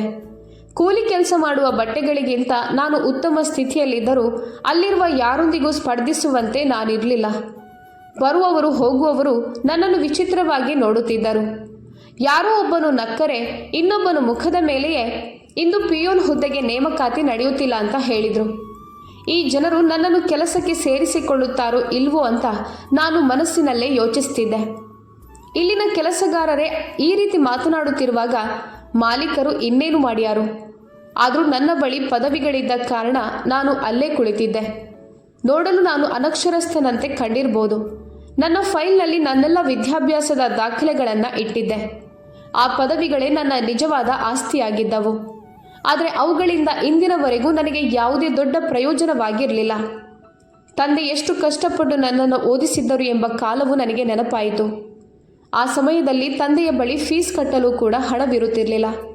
ಕೆಲವೊಮ್ಮೆ ಸ್ನೇಹಿತರಿಂದ ಸಾಲ ಪಡೆಯುತ್ತಿದ್ದರು, ಕೆಲವೊಮ್ಮೆ ಸಂಬಂಧಿಕರಿಂದ ಸಹಾಯ ಕೇಳುತ್ತಿದ್ದರು. ಹೇಗೋ ಅವರು ನನ್ನ ವಿದ್ಯಾಭ್ಯಾಸವನ್ನು ಪೂರ್ಣಗೊಳಿಸಿದ್ದರು. ಆದರೆ ಆ ಓದಿನಿಂದ ನನಗೆ ಅಂಥ ವಿಶೇಷ ಲಾಭವೇನೂ ಆಗಿರಲಿಲ್ಲ. ಸ್ವಲ್ಪ ಸಮಯದವರೆಗೆ ನಾನು ನೌಕರಿ ಮಾಡಿದ್ದೆ. ಆದರೆ ಒಂದು ದಿನ ನನ್ನನ್ನು ಕೆಲಸದಿಂದ ತೆಗೆದುಹಾಕಲಾಯಿತು. ಅದಾದ ನಂತರ ಇಂದಿನವರೆಗೂ ನನಗೆ ಎರಡನೇ ಕೆಲಸ ಸಿಕ್ಕಿರಲಿಲ್ಲ. ನನ್ನ ಬಳಿ ಯಾವುದೇ ಅನುಭವವೂ ಇರಲಿಲ್ಲ. ಆದರೂ ಓದಿಕೊಂಡ ಸೇಲ್ಸ್ಮೆನ್ ಬೇಕಾಗಿದ್ದಾರೆ ಎಂಬ ಬೋರ್ಡ್ ಓದಿದ್ದರಿಂದ ನಾನು ಫೈಲ್ ಹಿಡಿದು ಅಲ್ಲಿಗೆ ಬಂದಿದ್ದೆ. ಹೇಗಿದ್ದರೂ ಅದು ತುಂಬ ದೊಡ್ಡ ಕಂಪನಿಯಾಗಿತ್ತು. ಅನಕ್ಷರಸ್ಥರನ್ನ ಅವರು ಸೇಲ್ಸ್ಮೆನ್ ಕೆಲಸಕ್ಕೆ ಇಟ್ಟುಕೊಳ್ಳುತ್ತಿರಲಿಲ್ಲ. ಈಗ ನಾನು ನನ್ನ ಸರದಿಗಾಗಿ ಕಾಯುತ್ತಿದ್ದೆ. 3-4 ಜನರು ಮೊದಲೇ ಕುಳಿತಿದ್ದರು. ಎಲ್ಲರೂ ಒಬ್ಬೊಬ್ಬರಾಗಿ ಒಳಗೆ ಹೋಗುತ್ತಿದ್ದರು. ಸ್ವಲ್ಪ ಸಮಯದ ನಂತರ ನನ್ನ ಸರದಿ ಬಂತು. ನಾನು ಬಹಳ ಕಷ್ಟಪಟ್ಟು ಬೂಟುಗಳನ್ನು ಎಳೆಯುತ್ತಾ ಒಳಗೆ ಹೋದೆ. ನನ್ನ ಒಂದು ಬೂಟು ಪೂರ್ತಿಯಾಗಿ ಹರಿದು ಹೋಗಿತ್ತು. ನಾನು ಅದನ್ನು ಕಾಲ್ಬೆರಳಿನಿಂದ ಒತ್ತಿ ಹಿಡಿಯದಿದ್ದರೆ ಬಹುಶಃ ಅದು ಪಾದದಿಂದಲೇ ಬೇರ್ಪಟ್ಟು ಬಿಡುತ್ತಿತ್ತು. ಆ ಹರಿದ ಭಾಗವನ್ನು ಬೆರಳಿನಿಂದ ಗಟ್ಟಿಯಾಗಿ ಹಿಡಿದುಕೊಂಡು ಕಾಲು ಎಳೆಯುತ್ತಾ ಒಳಗೆ ತಲುಪಿದೆ. ಎದುರು ಕುಳಿತಿದ್ದ ದಷ್ಟಪುಷ್ಟ ದೇಹದ, ಮುಖಕ್ಕೆ ಮಾಸ್ಕ್ ಧರಿಸಿದ್ದ ವ್ಯಕ್ತಿ ನನ್ನನ್ನು ವಿಚಿತ್ರ ದೃಷ್ಟಿಯಿಂದ ನೋಡಿದನು. ಆ ಮಾಸ್ಕ್ ಹಿಂದೆ ಅವನು ನಗುತ್ತಿದ್ದಾನೆ ಎಂಬುದು ಅವನ ಕಣ್ಣುಗಳನ್ನು ನೋಡಿ ಅನ್ನಿಸ್ತಿತ್ತು. ನಾನು ಮುಂದೆ ಹೋದಾಗ ಅವನು ನನ್ನನ್ನು ಅಲ್ಲೇ ತಡೆದನು. ಸನ್ನೆಯ ಮೂಲಕ ಒಂದು ಕುರ್ಚಿಯ ಮೇಲೆ ಕುಳಿತುಕೊಳ್ಳಲು ಹೇಳಿದನು. ತನ್ನ ಆರೋಗ್ಯದ ಬಗ್ಗೆ ತುಂಬ ಜಾಗರೂಕನಾಗಿರುವವನಂತೆ ಅವನು ಮಾಸ್ಕ್ ಧರಿಸಿದ್ದನು. ಅವನು ನನ್ನನ್ನು ತಲೆಯಿಂದ ಪಾದದವರೆಗೆ ದಿಟ್ಟಿಸುತ್ತಿದ್ದನು. ನನ್ನ ಹರಿದ ಬೂಟುಗಳು ಮತ್ತು ಮಸುಕಾದ ಬಟ್ಟೆಗಳು ಸ್ಪಷ್ಟವಾಗಿ ಕಾಣುತ್ತಿದ್ದವು. ಅವನು ಸ್ವತಃ ಬಿಳಿ ಶರ್ಟ್ ಮತ್ತು ಕಪ್ಪು ಪ್ಯಾಂಟ್ ಧರಿಸಿ ಶುಭ್ರವಾಗಿ ಕುಳಿತಿದ್ದರಿಂದ ಅವನಿಗೆ ನಾನು ಇನ್ನೂ ಹೆಚ್ಚು ಕೊಳಕಾಗಿ ಕಾಣುತ್ತಿದ್ದೆ. ಇಂಟರ್ವ್ಯೂ ಶುರು ಮಾಡುವ ಮೊದಲೇ ಅವನು ನನ್ನನ್ನು ಕೀಳಾಗಿ ಕಾಣಲು ಪ್ರಾರಂಭಿಸಿದನು. ನನ್ನ ಬೂಟುಗಳ ಕಡೆ ನೋಡುತ್ತಾ ಅವನು ಹೇಳಿದನು, ನಮ್ಮ ಕಂಪನಿಯಲ್ಲಿ ತಮ್ಮ ಉಡುಗೆ ತೊಡುಗೆಯ ಬಗ್ಗೆ ಜ್ಞಾನವಿಲ್ಲದ ಇಂತಹ ಜನರನ್ನು ಕೆಲಸಕ್ಕೆ ಇಟ್ಟುಕೊಳ್ಳೋದಿಲ್ಲ. ನಾನು ಬೇಕೆಂದೇ ಹರಿದ ಬೂಟುಗಳನ್ನು ಧರಿಸಿದ್ದೇನೆ ಎಂಬಂತೆ ಅವನು ಮಾತನಾಡುತ್ತಿದ್ದನು. ನಂತರ ಅವನಂದನು, ಇಲ್ಲಿಂದ ಹೊರಟು ಹೋಗು. ನಮ್ಮಲ್ಲಿ ಒಳ್ಳೆಯ ಜನರು ಕೆಲಸ ಮಾಡ್ತಾರೆ, ನಿನ್ನಂಥ ಕೂಲಿ ಆಳುಗಳಲ್ಲ. ನಾನು ಮೌನವಾಗಿ ನನ್ನ ಫೈಲನ್ನು ಅವನ ಕಡೆಗೆ ನೀಡಲು ಮುಂದಾದೆ. ಆದರೆ ಅವನು ಕೈ ಸನ್ನೆ ಮಾಡಿ ತಡೆದನು. ನಂತರ ಅಂದನು, ಹೋಗು, ನನ್ನ ಸಮಯ ವ್ಯರ್ಥ ಮಾಡಬೇಡ. ಅವನ ಮಾತು ಕೇಳಿ ನಾನು ಕುರ್ಚಿಯಿಂದ ಎದ್ದು ನಿಂತೆ. ಅವನು ಇನ್ನೂ ನನ್ನನ್ನೇ ದಿಟ್ಟಿಸಿ ನೋಡುತ್ತಿದ್ದನು. ಮಾಸ್ಕ್ ಧರಿಸಿದ್ದರಿಂದ ಅವನ ಮುಖ ನನಗೆ ಸರಿಯಾಗಿ ಕಾಣುತ್ತಿರಲಿಲ್ಲ. ನಾನು ಹೊರಗೆ ಹೋಗಲು ತಿರುಗಿದ್ದಷ್ಟೆ. ಬಾಗಿಲು ತೆರೆದಿದ್ದೆ. ಹೊರಗೆ ಹೆಜ್ಜೆ ಇಡಲೇಬೇಕೆನ್ನುವಷ್ಟರಲ್ಲಿ ಅವನ ಮೊಬೈಲ್ಗೆ ಒಂದು ಕರೆ ಬಂತು. ಕರೆ ಕೇಳಿದ ತಕ್ಷಣ ಅವನು ನನ್ನನ್ನು ಕೂಗಿ ತಡೆದನು. ಅವನು ಮತ್ತೆ ನನ್ನನ್ನು ತನ್ನ ಬಳಿ ಕರೆದನು. ಈಗ ಅವನು ನನ್ನನ್ನು ಯಾಕೆ ಕರೆಯುತ್ತಿದ್ದಾನೆ ಅಂತ ನನಗೆ ಆಶ್ಚರ್ಯವಾಯಿತು. ಅವನು ಮತ್ತೆ ನನ್ನನ್ನು ಅವಮಾನಿಸುತ್ತಾನೆ ಅಂತ ನನಗೆ ಅನ್ನಿಸಿತು. ಆದರೆ ಅವನ ಮುಖದಲ್ಲಿ ಇದ್ದಕ್ಕಿದ್ದಂತೆ ಒಂದು ವಿಚಿತ್ರವಾದ ಹೊಳಪು ಮೂಡಿತು. ಅವನು ತನ್ನ ಮಾಸ್ಕ್ ತೆಗೆದು ನನ್ನನ್ನು ಹತ್ತಿರ ಕರೆದನು. ಈ ಬಾರಿ ಅವನು ನನ್ನನ್ನು ಕುರ್ಚಿಯ ಮೇಲಲ್ಲ, ಬದಲಾಗಿ ತನ್ನ ಎದುರಿಗಿದ್ದ ದೊಡ್ಡ ಸೋಫಾದ ಮೇಲೆ ತನ್ನ ಪಕ್ಕದಲ್ಲೇ ಕುಳ್ಳಿರಿಸಿಕೊಂಡನು. ನಂತರ ಅವನು ನಾನೆಂದಿಗೂ ಕಲ್ಪಿಸಿಕೊಳ್ಳದ ಆ ಪ್ರಶ್ನೆಯನ್ನು ಕೇಳಿದನು. ನೀನು ನಿನ್ನೆ ರಾತ್ರಿ ಗೋಲ್ಡನ್ ಪ್ಲಾಜಾ ಮುಂದೆ ಒಬ್ಬ ಹುಡುಗಿಯನ್ನ ಕೆಲವು ಹುಡುಗರಿಂದ ರಕ್ಷಿಸಿದ್ದೆಯಾ? ಅವನ ಮಾತು ಕೇಳಿ ನಾನು ಏನೂ ಯೋಚಿಸದೆ ಹೌದೆಂದು ತಲೆ ಆಡಿಸಿದೆ. ನಿನ್ನೆ ರಾತ್ರಿ ನಾನು ನನ್ನ ಸ್ನೇಹಿತನ ಮನೆಯಿಂದ ಹಿಂತಿರುಗುತ್ತಿದ್ದೆ. ಆಗ ಗೋಲ್ಡನ್ ಪ್ಲಾಜಾ ಮುಂದೆ ಕೆಲವು ಹುಡುಗರು ಒಬ್ಬ ಹುಡುಗಿಗೆ ತೊಂದರೆ ಕೊಡುತ್ತಿರುವುದನ್ನು ಕಂಡೆ. ಆ ಹುಡುಗಿ ಒಂದು ದೊಡ್ಡ ಕಾರಿನ ಪಕ್ಕದಲ್ಲಿ ನಿಂತಿದ್ದಳು. ಅವಳ ಕಾರು ಕೆಟ್ಟು ಹೋಗಿತ್ತು. ಹುಡುಗರು ಅವಳನ್ನು ಕೆಟ್ಟದಾಗಿ ಕಾಲೆಳೆಯುತ್ತಿದ್ದರು. ನಾನು ಬಡವನಿರ್ಬೋದು, ಆದರೆ ನನ್ನಲ್ಲಿ ಧೈರ್ಯವಿತ್ತು. ನಾನು ಆ ಹುಡುಗರ ಜೊತೆ ಜಗಳಕ್ಕೆ ಇಳಿದೆ. ಸ್ವಲ್ಪ ವಾಗ್ವಾದದ ನಂತರ ಆ ಹುಡುಗರು ಅಲ್ಲಿಂದ ಓಡಿ ಹೋದರು. ಆ ಹುಡುಗಿ ನನಗೆ ಧನ್ಯವಾದ ಹೇಳಿದಳು. ಅವಳು ನನಗೆ ಹಣ ನೀಡಲು ಪ್ರಯತ್ನಿಸಿದಳು, ಆದರೆ ನಾನು ಹಣ ಪಡೆಯಲು ನಿರಾಕರಿಸಿ ಅಲ್ಲಿಂದ ಹೊರಟು ಹೋಗಿದ್ದೆ. ನನ್ನ ಮಾತು ಕೇಳಿದ ತಕ್ಷಣ ಆ ವ್ಯಕ್ತಿ ಇದ್ದಕ್ಕಿದ್ದಂತೆ ನನ್ನ ಕೈ ಹಿಡಿದುಕೊಂಡು ಬಹಳ ಪ್ರೀತಿಯಿಂದ ಅಪ್ಪಿಕೊಂಡನು. ಅದೇ ವ್ಯಕ್ತಿ ಸ್ವಲ್ಪ ಸಮಯದ ಹಿಂದೆ ನನ್ನ ಹರಿದ ಬೂಟುಗಳನ್ನು ಮತ್ತು ನನ್ನ ಬಡತನವನ್ನು ನೋಡಿ ಹಾಸ್ಯ ಮಾಡುತ್ತಿದ್ದವನು. ಇದೆಲ್ಲ ಏನು ನಡೆಯುತ್ತಿದೆ ಅಂತ ನನಗೆ ಅರ್ಥವೇ ಆಗುತ್ತಿರಲಿಲ್ಲ. ಅಷ್ಟರಲ್ಲಿ ಬಾಗಿಲು ತೆರೆಯಿತು. ಅದೇ ಹುಡುಗಿ ಒಳಗೆ ಬಂದಳು. ಅವಳು ಬರುತ್ತಲೇ ಅಂದಳು, ಅಪ್ಪ, ಇವರೇ ನನ್ನ ಮಾನ ಉಳಿಸಿದ ವ್ಯಕ್ತಿ. ಇವರು ಇಲ್ಲದಿದ್ದರೆ ಬಹುಶಃ ಇಂದು ನಾನು ನಿಮ್ಮ ಮುಂದೆ ನಿಂತಿರುತ್ತಿರಲಿಲ್ಲ. ಅವಳು ಕೂಡ ತನ್ನ ತಂದೆಯ ಜೊತೆ ಅದೇ ಕಚೇರಿಯಲ್ಲಿ ಕೆಲಸ ಮಾಡ್ತಿದ್ಲು. ಅವಳು ನನ್ನನ್ನು ಎಲ್ಲಿಂದ ನೋಡಿದ್ಲು ಎಂಬುದು ನನಗೆ ತಕ್ಷಣ ಅರ್ಥವಾಗಲಿಲ್ಲ. ನಂತರ ತಿಳಿಯಿತು, ಅವಳು ತನ್ನ ಕೋಣೆಯಲ್ಲಿ ಕುಳಿತು CCTV ಫುಟೇಜ್ ಮೂಲಕ ನನ್ನನ್ನು ಗುರುತಿಸಿದ್ದಳು. ಅದಕ್ಕಾಗಿ ತಕ್ಷಣ ತನ್ನ ತಂದೆಗೆ ಫೋನ್ ಮಾಡಿದ್ದಳು. ಆ ತಂದೆ ಮಗಳು ಇಬ್ಬರೂ ನನಗೆ ಕೃತಜ್ಞತೆ ಸಲ್ಲಿಸುತ್ತಿದ್ದರು. ನೀನಿಲ್ಲದಿದ್ದರೆ ಇಂದು ನಮ್ಮ ಗೌರವ ಉಳಿಯುತ್ತಿರಲಿಲ್ಲ ಎಂದು ಹೇಳುತ್ತಿದ್ದರು. ಅವರು ನನ್ನ ಮೇಲೆ ಇಷ್ಟೊಂದು ದಯೆ ತೋರುತ್ತಿರುವುದು ನನಗೆ ಅರ್ಥವಾಗುತ್ತಿರಲಿಲ್ಲ. ಆದರೆ ಶೀಘ್ರದಲ್ಲೇ ನನಗೆ ಒಂದು ಸತ್ಯ ತಿಳಿಯಿತು. ಪ್ರತಿಯೊಬ್ಬರ ಬಳಿಯೂ ಇರುವುದು ಒಂದೇ ಒಂದು ಗೌರವ. ಅದು ಹೋದರೆ ಮನುಷ್ಯನ ಬಳಿ ಇನ್ನೇನೂ ಉಳಿಯುವುದಿಲ್ಲ. ಬಡವನ ಬಳಿಯೂ ಗೌರವವಿರುತ್ತದೆ, ಶ್ರೀಮಂತನ ಬಳಿಯೂ ಗೌರವವಿರುತ್ತದೆ. ವ್ಯತ್ಯಾಸವೆಂದರೆ ಬಡವನ ಬಳಿ ಗೌರವದ ಹೊರತು ಇನ್ನೇನೂ ಇರೋದಿಲ್ಲ, ಆದರೆ ಶ್ರೀಮಂತನ ಬಳಿ ಗೌರವದ ಜೊತೆಗೆ ಎಲ್ಲವೂ ಇರುತ್ತದೆ. ನಂತರ ನಾನು ಅಲ್ಲಿಂದ ಧನ್ಯವಾದ ಹೇಳಿ ಹೋಗಲು ಶುರು ಮಾಡಿದಾಗ ಆ ದಷ್ಟಪುಷ್ಟ ವ್ಯಕ್ತಿ ನನ್ನನ್ನು ತಡೆದು ನನ್ನಲ್ಲಿ ಕ್ಷಮೆ ಕೇಳಲಾರಂಭಿಸಿದನು. ಅವನು ಅಂದನು, ನನ್ನನ್ನು ಕ್ಷಮಿಸಿಬಿಡು. ಸಂಪತ್ತಿನ ಅಮಲಿನಲ್ಲಿ ನಾನು ಎಷ್ಟು ಕುರುಡಾಗಿದ್ದೆ ಎಂದರೆ ನೀನೆಷ್ಟು ಸಂಕಷ್ಟದಲ್ಲಿದ್ದೀಯಾ ಅಂತ ನನಗೆ ಅರ್ಥವೇ ಆಗಲಿಲ್ಲ. ನನ್ನನ್ನು ಕ್ಷಮಿಸು, ನಾನು ಮಾಡಿದ್ದು ಸರಿಯಲ್ಲ. ಆಗ ನಾನವರಿಗೆ ಅಂದೆ, ಪರವಾಗಿಲ್ಲ, ನಮ್ಮಂಥ ಬಡವರ ಹಣೆಬರಹವೇ ಇಷ್ಟು. ಇದರಲ್ಲಿ ನಿಮ್ಮ ತಪ್ಪೇನೂ ಇಲ್ಲ. ಪ್ರತಿಯೊಬ್ಬರೂ ನಮ್ಮೊಂದಿಗೆ ಹೀಗೆ ವರ್ತಿಸ್ತಾರೆ. ಇಷ್ಟು ಹೇಳಿ ನಾನು ಮತ್ತೊಮ್ಮೆ ಹೋಗಲು ಮುಂದಾದಾಗ ಆ ಹುಡುಗಿ ನನ್ನನ್ನು ಕೂಗಿದಳು, ಅಣ್ಣ ಅಣ್ಣ. ಅವಳ ಧ್ವನಿ ಕೇಳಿ ನಾನು ಅಲ್ಲಿ ನಿಂತು ಬಿಟ್ಟೆ. ನನ್ನ ಕಣ್ಣುಗಳು ತೇವವಾದವು. ನನಗೆ ಸಹೋದರಿಯರಿರಲಿಲ್ಲ. ಬಾಲ್ಯದಿಂದಲೂ ನನಗೆ ಒಬ್ಬಳು ತಂಗಿರಬೇಕೆಂಬ ಆಸೆ ಇತ್ತು, ಆದರೆ ನನಗೆ ಯಾರೂ ಇರಲಿಲ್ಲ. ಅವಳು ನನ್ನನ್ನು ಅಣ್ಣ ಅಂತ ಕರೆದಾಗ ನಾನಲ್ಲಿ ನಿಲ್ಲಲೇಬೇಕಾಯಿತು. ಅವಳು ಸೋಫಾದಿಂದ ಎದ್ದು ನನ್ನ ಮುಂದೆ ಬಂದು ನಿಂತು ಹೇಳಿದಳು, ನೀವು ನಮ್ಮ ಕಂಪನಿಯಲ್ಲಿ ಮ್ಯಾನೇಜರ್ ಕೆಲಸ ಮಾಡಿದರೆ ನನಗೆ ತುಂಬ ಸಂತೋಷವಾಗುತ್ತದೆ. ಅವಳು ಆಗಲೇ ನನ್ನ ಫೈಲ್ ನೋಡಿದ್ದಳು. ನನ್ನ ಕಣ್ಣುಗಳಿಂದ ಆ ಕ್ಷಣವೇ ಕಣ್ಣೀರು ಬರಲಾರಂಭಿಸಿತು. ನಾನಿಲ್ಲಿ ಕೇವಲ ಪಿಯೋನ್ ಅಥವಾ ಸೇಲ್ಸ್ಮ್ಯಾನ್ ಆಗಲು ಬಂದಿದ್ದವನು. ಅವರೀಗ ನನ್ನನ್ನು ಮ್ಯಾನೇಜರ್ ಮಾಡ್ತಿದ್ರು. ನನ್ನ ಒಂದು ಒಳ್ಳೆಯ ಕೆಲಸ ನನಗೆ ಇಷ್ಟೊಂದು ಸಹಾಯ ಮಾಡುತ್ತದೆ ಅಂತ ನಾನೆಂದೂ ಯೋಚಿಸಿರಲಿಲ್ಲ. ಅಷ್ಟಕ್ಕೂ ಆ ಒಳ್ಳೆಯ ಕೆಲಸವನ್ನು ನಾನು ಯಾವುದೇ ಆಸೆಯಿಂದ ಮಾಡಿರಲಿಲ್ಲ. ಒಂದು ವೇಳೆ ಆಸೆ ಇದ್ದಿದ್ರೆ ಆ ರಾತ್ರಿ ಆ ಹುಡುಗಿ ಸಂತೋಷದಿಂದ ಹಣ ಕೊಡಲು ಬಂದಾಗಲೇ ನಾನು ಸಾವಿರಾರು ರೂಪಾಯಿಗಳನ್ನು ಪಡೆದುಕೊಳ್ಳುತ್ತಿದ್ದೆ. ಆದರೆ ನಾನು ಹಣ ಪಡೆದಿರಲಿಲ್ಲ. ನಾನು ಆ ಕ್ಷಣವೇ ಅವರ ಮುಂದೆ ಕೈ ಮುಗಿದು ಅವರಿಗೆ ಧನ್ಯವಾದಗಳನ್ನು ಅರ್ಪಿಸಲು ಶುರು ಮಾಡಿದೆ.